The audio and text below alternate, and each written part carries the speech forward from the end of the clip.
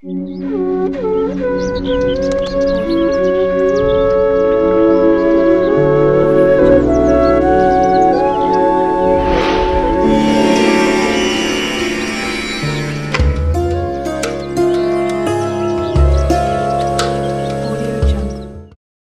మతంలో పితృపక్షాన్ని ఆచరించే సంప్రదాయం ఉంటుంది. కుటుంబంలో మరణించిన సభ్యులకు పితృపక్షంలో వివిధ ఆచారాలను పాటిస్తారు. మరణం తర్వాత ఆయన కుటుంబాన్ని ఆశీర్వదించడమే దీని వెనక ఉన్న ఉద్దేశం. చనిపోయిన వ్యక్తి ఆత్మ తృప్తి చెందితే కుటుంబంలో సుఖ సంతోషాలుంటాయి. అదే ఒకవేళ వారు సంతోషంగా లేకపోతే ఇబ్బందులుంటాయి. పూర్వీకులు కోపంగా ఉంటే జీవితంలో అంతులేని కష్టాలు ఎదుర్కోవాలి. చాలా మందికి చనిపోయిన తమ పూర్వీకులు ఆగ్రహాన్ని ఎలా గుర్తించాలో, వారిని ఎలా సంతృప్తి పరచాలో తెలియదు. దాని గురించి వీడియోలో చూద్దాం. పితృదేవతలు కలలో కనపడతారు. కొంతమందికి కలలో వారు ఏడుస్తూ కనపడితే అశుభమే.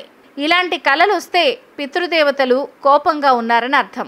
అలాగే పండుగ లేదా శుభకార్యాల్లో ఆటంకాలు వస్తే ఆగ్రహంగా ఉన్నారని కూడా అర్థం చేసుకోవాలి. కుటుంబంలో ఎవరైనా చెప్పుకోలేని భయం లేదంటే ఎప్పుడూ ఆందోళన చెందుతూ ఉన్నా కూడా మన పితృదేవతలు పూర్వీకులు సంతృప్తిగా లేరు అని అర్థం.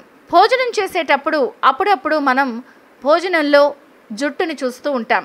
అయితే ఇది తరచూ కనిపిస్తే మాత్రం పితృదేవతలు శాంతంగా లేరని, కోపంగా ఉన్నారని అర్థం చేసుకోవాలి. అలాగే ఒక్కోసారి ఇల్లు తెలియకుండా శుభ్రంగా ఉన్నా కూడా దుర్వాసన వస్తుంది. వాసన ఎక్కడి నుంచి వస్తుంది అనేది కూడా తెలియదు. అలా జరుగుతున్నా కూడా పితృదేవతలు ఆగ్రహంగా ఉన్నారని అర్థం. కుటుంబంలో ఎవరికైనా వివాహం కాకపోవడం, సంతానం కలగకపోవడం కూడా పితృదేవతలు ఆగ్రహంగా ఉన్నారు అన్నదానికి సంకేతం.